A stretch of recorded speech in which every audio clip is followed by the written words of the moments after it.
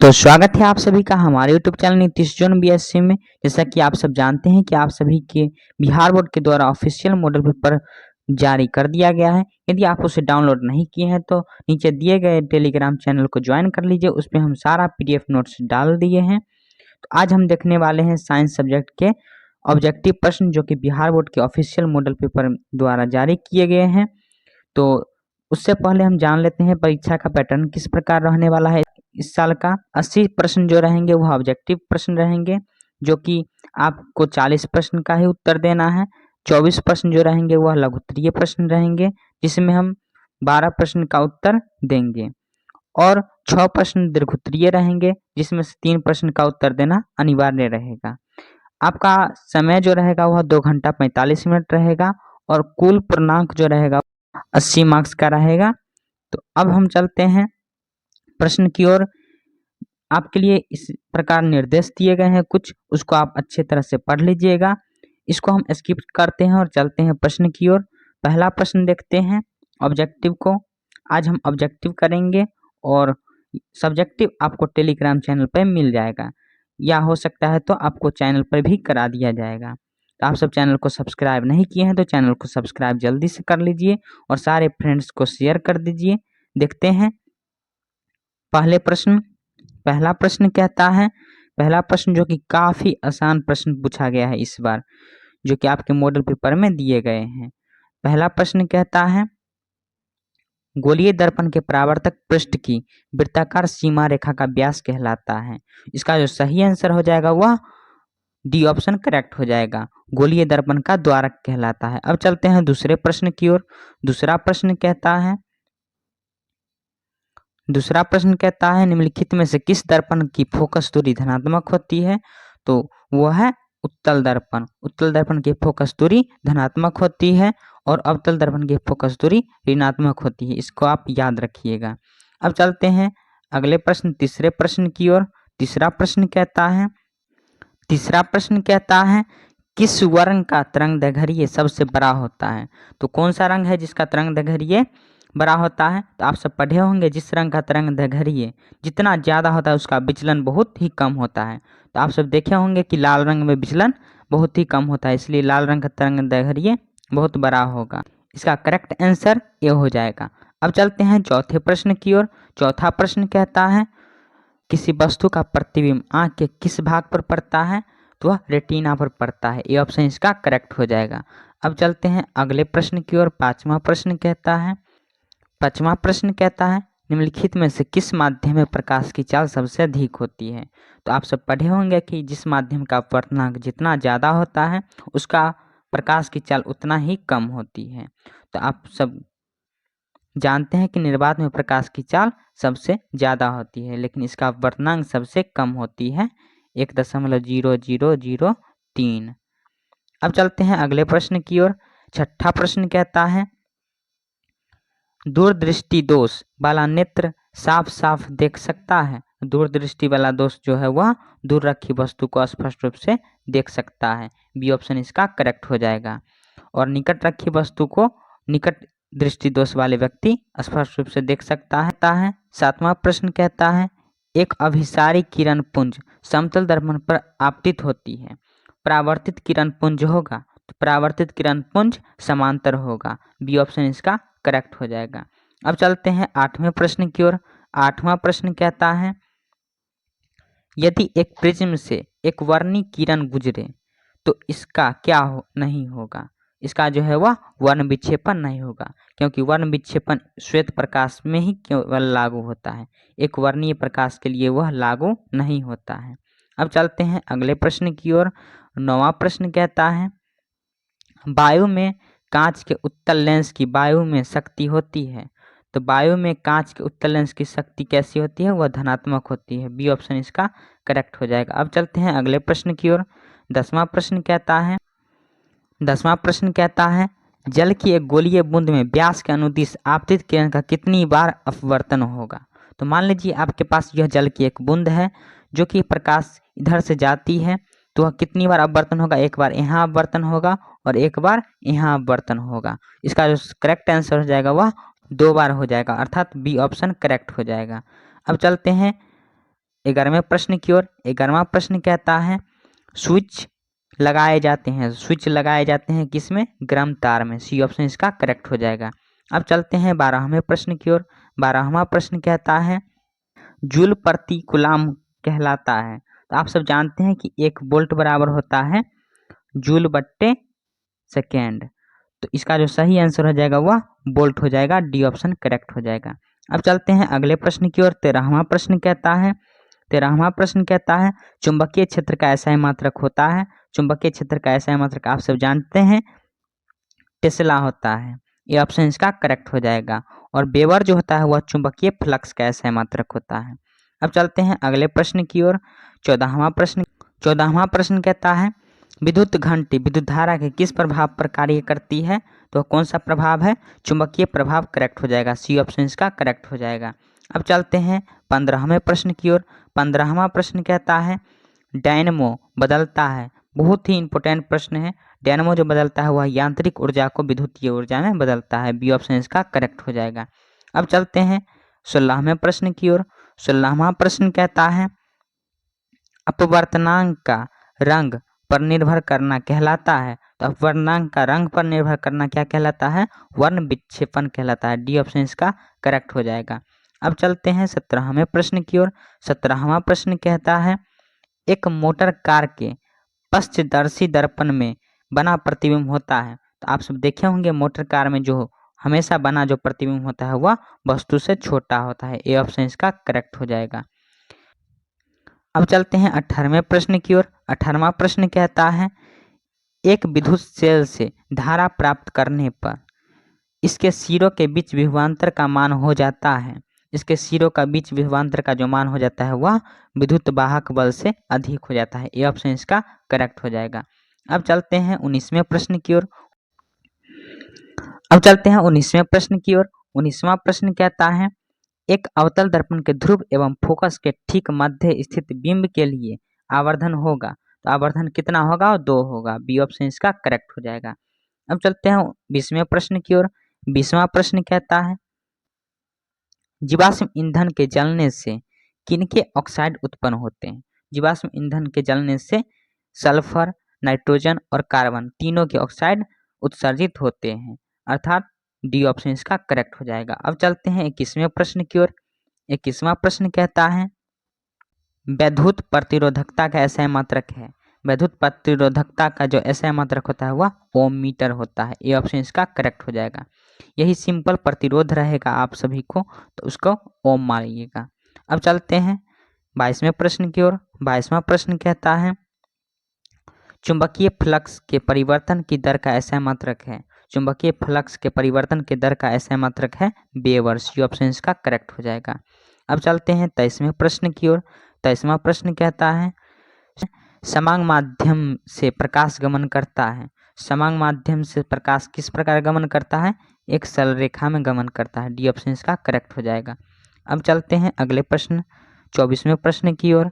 24वां प्रश्न कहता है यदि एक प्रिज्म से एक वर्णी किरण गुजरे तो इसका क्या नहीं होगा? यह रिपीटेड प्रश्न है। आपको पीछे भी यह प्रश्न पूछा गया है। इसका जो करेक्ट आंसर हो जाएगा वह ए हो जाएगा। अब चलते हैं 25वें प्रश्न की ओर। 25वां प्रश्न कहता है 25वां प्रश्न काफ़ी आसान प्रश्न है। प्रत्येक इलेक्ट्रॉन पर ऋणात्मक आवेश होता है। प्रत्येक इलेक्ट्रॉन पर कितने ऋणात्मक आवेश होता है? 1.6 × 10⁻⁻19 कूलाम होता है। सी ऑप्शन इसका करेक्ट हो जाएगा। अब चलते हैं 26वें प्रश्न की ओर। 26वां प्रश्न कहता है एक घोल नीले लिटमस पत्र को लाल कर देता है। घोल का पीएच क्या हो सकता है? तो आप सब जानते हैं कि नीले लिटमस पत्र को लाल कौन सा विलयन कर देता है? अम्लीय विलयन कर देता है। और अम्ल का पीएच मान 7 से कम होता है।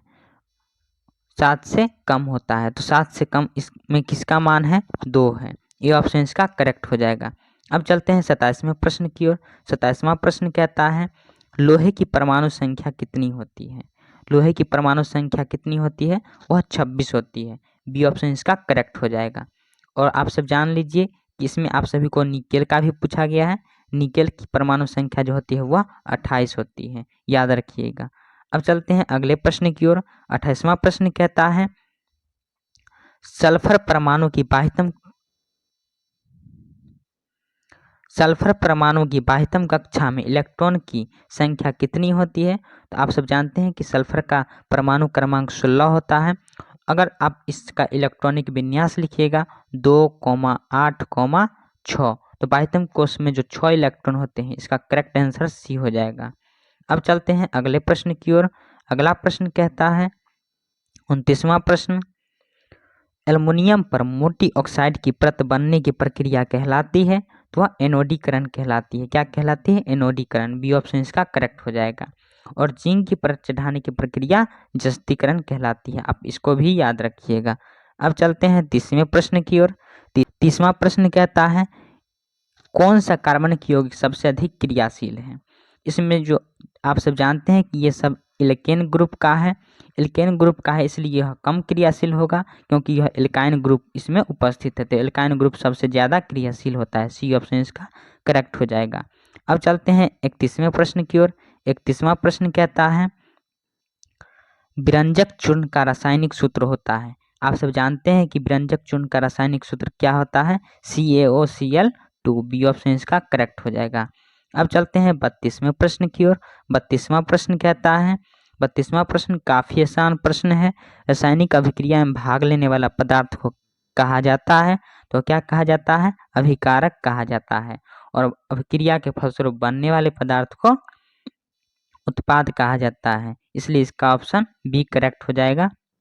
अब चलते हैं अगले प्रश्न की ओर। 33वें प्रश्न कहता है 33वां प्रश्न कहता है टूथपेस्ट होता है। टूथपेस्ट किस प्रकार का होता है? वह क्षारीय होता है, चाहे कोई भी टूथपेस्ट हो। इसका ए ऑप्शन करेक्ट हो जाएगा। अब चलते हैं 34वें प्रश्न की ओर। 34वां प्रश्न कहता है निम्नलिखित में से कौन कार्बोक्सिलिक समूह है? तो कौन सा कार्बोक्सिलिक समूह है? तो वह COOH हो जाएगा, कार्बोक्सिलिक समूह। आप सब ध्यान रखिएगा, यह ईथर होता है और CO जो होता है वह कीटोन होता है। और आप सब जानते हैं कि CHO जो होता है वह एल्डिहाइड होता है। तो ये सब ध्यान रखिएगा। अब चलते हैं 35वें प्रश्न की ओर। 35वां प्रश्न कहता है निम्नलिखित में से किसके कारण अम्ल वर्षा होती है? तो किसके कारण अम्ल वर्षा होती है? वह सल्फर डाइऑक्साइड के कारण होती है, SO2। इसका करेक्ट आंसर हो जाएगा सी ऑप्शन। अब चलते हैं 36वें प्रश्न की ओर। 36वां प्रश्न कहता है जैसा कि आप सबको हम बोले थे 36वां प्रश्न में निकेल बड़ा प्रश्न पूछा गया है। तो निकेल की परमाणु संख्या कितनी होती है? आप सबको पता है 28 होती है। अब चलते हैं अगले प्रश्न 37वें प्रश्न की ओर। 37वां प्रश्न कहता है एक जांच प्रणाली में लिए गए विलयन में एक लोहे की कील को डुबाया जाता है। आधे घंटे के बाद यह देखा गया कि विलयन का रंग परिवर्तित हो चुका है। उस जांच प्रणाली में विलयन था, तो उसमें किसका विलयन था? देखते हैं ऑप्शन। पहला ऑप्शन दिया गया है zinc sulphate, copper sulphate, ferrous sulphate, aluminium sulphate. आप सब जानते हैं फेरस सल्फेट कील था, तो फेरस सल्फेट का विलयन होगा। सी ऑप्शन इसका करेक्ट हो जाएगा। अब चलते हैं अगले प्रश्न की ओर। 38वां प्रश्न कहता है एथेनॉल को सांद्र सल्फ्यूरिक अम्ल के साथ गर्म करने पर निम्नलिखित में से कौन सी गैस बनती है? तो कौन सी गैस बनती है? C2H2 गैस बनती है। सी ऑप्शन इसका करेक्ट हो जाएगा। अब चलते हैं अगले प्रश्न की ओर 39वें प्रश्न की ओर। 39वां प्रश्न कहता है हीरा निम्नलिखित में से किस तत्व का अपरूप है? तो आप सब जानते हैं कि हीरा, ग्रेफाइट, ये सब जितना भी होता है वह कार्बन का अपरूप होता है। डी ऑप्शन इसका करेक्ट हो जाएगा। अब चलते हैं अगले प्रश्न 40वें प्रश्न की ओर। 40वां प्रश्न कहता है 1 ग्राम सोने से कितना लंबा तार बनाया जा सकता है? तो आप सब जानते हैं कि 1 ग्राम सोने से 2 किलोमीटर लंबा तार बनाया जा सकता है। डी ऑप्शन इसका करेक्ट हो जाएगा। अब चलते हैं 41वें प्रश्न की ओर। 41वां प्रश्न कहता है निम्नलिखित यौगिकों में से कौन जल में विलय होता है? आप सब जानते हैं इसमें जल जो है वह ग्लूकोज विलय होता है जल में। सी ऑप्शन इसका करेक्ट हो जाएगा। अब चलते हैं 42वें प्रश्न की ओर। 42वां प्रश्न कहता है निम्नलिखित में से कौन अम्लगम है? तो आप सब जानते हैं कि सोडियम और मरकरी का जो मिश्रण होता है वह अम्लगम कहलाता है। डी ऑप्शन इसका करेक्ट हो जाएगा। अब चलते हैं 43वें प्रश्न की ओर। 43वां प्रश्न कहता है एथिलीन का आईयूपीएसी नाम क्या है। एथिलीन आप सब जानते हैं कॉमन नेम है, सामान्य नेम है। इसका जो आईयूपीएसी नाम होगा वह एथीन होगा। बी ऑप्शन इसका करेक्ट हो जाएगा। और इसका फार्मूला जो होगा वह C2H4 हो जाएगा। अब चलते हैं अगले प्रश्न की ओर। अगला प्रश्न कहता है ब्यूटेनॉन का अणुसूत्र C4H8O है। इसका क्रियाशील समूह होगा। तो आप सब जानते हैं इसमें ओन लगा हुआ है, इसलिए यह कीटोन का क्रियात्मक समूह होगा। बी ऑप्शन इसका करेक्ट हो जाएगा। अब चलते हैं 45वें प्रश्न की ओर। 45वां प्रश्न कहता है एल्काइन में दो कार्बन परमाणुओं के बीच कितने सहसंयोजक बंधन होते हैं। आप सब जानते हैं कि एकल बंधन एल्केन में होता है, डबल बॉन्ड जो होता है वह एल्कीन में होता है, और ट्रिपल बॉन्ड जो होता है वह एल्काइन में होता है। एल्काइन में कितने सहसंयोजक बंधन होते हैं, वह 3 हो जाएगा इसका करेक्ट आंसर। अब चलते हैं अगले प्रश्न की ओर। अगला प्रश्न कहता है 46वां प्रश्न सिनेबार किस धातु का अयस्क है। तो आप सब जानते हैं कि सिनेबार जो होता है वह Hg का होता है, अर्थात पारा मरकरी का जो होता है वह अयस्क होता है। डी ऑप्शन इसका करेक्ट हो जाएगा। अब चलते हैं 47वें प्रश्न की ओर। 47वां प्रश्न कहता है सल्फाइड अयस्क का सांद्रण निम्नलिखित में किस विधि द्वारा किया जाता है। बहुत ही इंपॉर्टेंट प्रश्न है। सल्फाइड अयस्क का सांद्रण जो होता है वह फेन प्लावन विधि द्वारा किया जाता है। डी ऑप्शन इसका करेक्ट हो जाएगा। अब चलते हैं 48वें प्रश्न की ओर। 48वां प्रश्न कहता है जल के वैद्युत अपघटन में कैथोड पर कौन सी गैस मुक्त होती है। आप सब जानते हैं कि यहाँ हम जल को तोड़ रहे हैं, इसलिए कैथोड पर जो होता है वह हाइड्रोजन गैस मुक्त होती है। ये ऑप्शन इसका करेक्ट हो जाएगा। ओजोन और इनमें से कोई नहीं तो होगा ही नहीं। ऑक्सीजन और हाइड्रोजन में हाइड्रोजन करेक्ट हो जाएगा। अब चलते हैं 49वें प्रश्न की ओर। 49वां प्रश्न कहता है निम्नलिखित में से कौन सा तत्व सबसे अधिक अधात्वीय गुण वाला है। तो वह कौन सा तत्व है, नाइट्रोजन हो जाएगा। बी ऑप्शन करेक्ट हो जाएगा। अब चलते हैं 50वें प्रश्न की ओर। 50वां प्रश्न कहता है नीला थोथा तुतिया का रासायनिक सूत्र है। तो तुतिया का रासायनिक सूत्र क्या है, आप सब जानते हैं CuSO4 5H2O होता है तुतिया का। यहाँ पे आप सभी का 50% कंप्लीट हो चुका है। यदि आप सब चैनल को सब्सक्राइब नहीं किए हैं तो आप नीतीश जोन BSc चैनल को सब्सक्राइब कर लीजिए। और यदि आप इस वीडियो को लाइक नहीं किए हैं तो आप सब वीडियो को लाइक कर लीजिए। अब चलते हैं अगले प्रश्न की ओर। अगला प्रश्न कहता है प्रदूषण मुक्त ऊर्जा स्रोत है। तो इनमें से जो कौन सा है प्रदूषण मुक्त ऊर्जा स्रोत है, पवन ऊर्जा, जल विद्युत ऊर्जा और सौर ऊर्जा, अर्थात तीनों जो है वह प्रदूषण मुक्त ऊर्जा स्रोत है, इसलिए इसका डी ऑप्शन करेक्ट हो जाएगा। अब चलते हैं अगले प्रश्न की ओर। 52वां प्रश्न कहता है निम्नांकित में से किस हाइड्रोकार्बन में कार्बन कार्बन परमाणुओं के बीच 3 आबंध होता है। तो आप सब जानते हैं कि एल्काइन में कार्बन कार्बन के बीच ट्रिपल आबंध होता है। एल्काइन सदस्य का जो फार्मूला होता है वह CnH2n-2 होता है। इसमें जो एल्काइन सदस्य का जो ग्रुप होता है वह बी है, इसलिए इसका ऑप्शन बी करेक्ट हो जाएगा। अब चलते हैं अगले प्रश्न की ओर। 53वां प्रश्न कहता है निम्नांकित में कौन सा यौगिक एरोमेटिक यौगिक है। इसमें से आप जानते हैं कि बेंजीन जो होता है वह रिंग वाले यौगिक अर्थात एरोमेटिक यौगिक होते हैं। इसका जो फार्मूला हो जाता है वह C6H6 होता है, आप इसे ध्यान रखिएगा। अब चलते हैं 54वें प्रश्न की ओर। 54वां प्रश्न कहता है उच्च बसीय अम्लों के सोडियम लवण कहलाते हैं। तो वह क्या कहलाते हैं, सौप अर्थात साबुन कहलाते हैं। बी ऑप्शन इसका करेक्ट हो जाएगा। अब चलते हैं अगले प्रश्न 55वें प्रश्न की ओर। 55वां प्रश्न कहता है एक कक्षा में इलेक्ट्रॉन की अधिकतम संख्या होती है। आप सब कक्षा 9th में ही पढ़े होंगे इलेक्ट्रॉन की कितनी संख्या अधिकतम होती है, जो कि कोश में उपस्थित होते हैं 2n², अर्थात सी ऑप्शन इसका करेक्ट हो जाएगा। अब चलते हैं अगले प्रश्न की ओर। अगला प्रश्न कहता है साइटोन का आकार होता है। आप सब जानते हैं कि न्यूरॉन में जब पढ़े होंगे तो यह जो साइटोन होता था उसका जो आकार है वह तारा के आकार का होता था, इसलिए एक ऑप्शन करेक्ट हो जाएगा। अब चलते हैं अगले प्रश्न की ओर। अगला प्रश्न कहता है निम्नांकित में कौन सा एक पादप हार्मोन नहीं है। आप सब जानते हैं कि एथिलीन, ऑक्सीन, साइटोकाइनिन ये सब जितने हैं वह पादप हार्मोन है, इसलिए इसका ऑप्शन एक करेक्ट हो जाएगा। ऑक्सीटोसिन जो होता है वह बर्थ हार्मोन होता है, ये ऑप्शन इसका करेक्ट हो जाएगा, क्योंकि यहाँ नहीं है पूछा है तो नहीं है, इसमें ऑक्सीटोसिन जो है वह पादप हार्मोन नहीं है। अब चलते हैं अगले प्रश्न की ओर। 58वां प्रश्न कहता है यूरिया रक्त में कहाँ प्रवेश करता है। तो यूरिया जो है वह रक्त में यकृत में प्रवेश करता है, बी ऑप्शन इसका करेक्ट हो जाएगा। अब चलते हैं 59वें प्रश्न की ओर। 59वां प्रश्न कहता है निम्नलिखित में कौन सी पारिस्थितिक तंत्र का एक जैव घटक हो सकता है।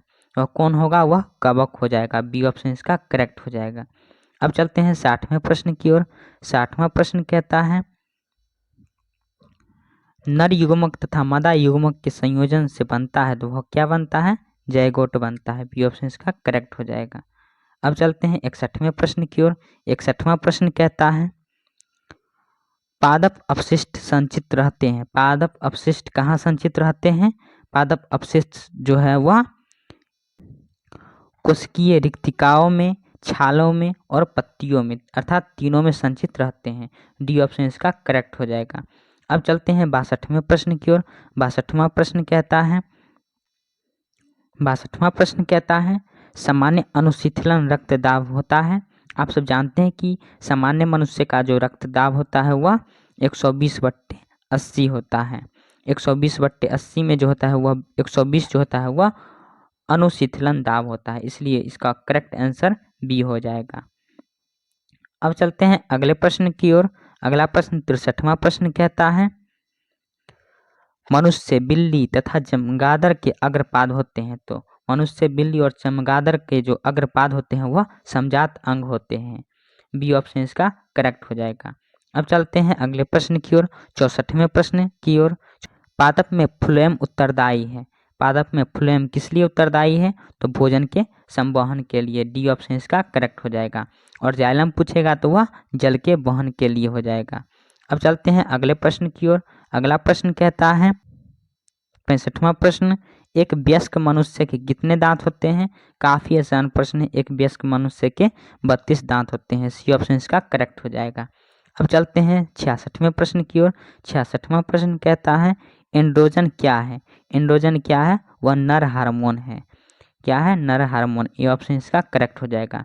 यही एस्ट्रोजन पूछता तो वह मादा हार्मोन हो जाता। अब चलते हैं अगले प्रश्न की ओर। 67वां प्रश्न कहता है न्यूरॉन का वह हिस्सा जहाँ जानकारी हासिल होता है उसे क्या कहते हैं। उसे डेंड्राइट्स कहते हैं। उसे क्या कहते हैं, डेंड्राइट्स कहते हैं, सी ऑप्शन इसका करेक्ट हो जाएगा। अब चलते हैं 68वें प्रश्न की ओर। 68वां प्रश्न कहता है आनुवांशिकता का सिद्धांत किसने प्रस्तावित किया था। आनुवांशिकता का सिद्धांत जो है वह ग्रेगर जॉन मेंडल ने प्रस्तावित किया था, सी ऑप्शन इसका करेक्ट हो जाएगा।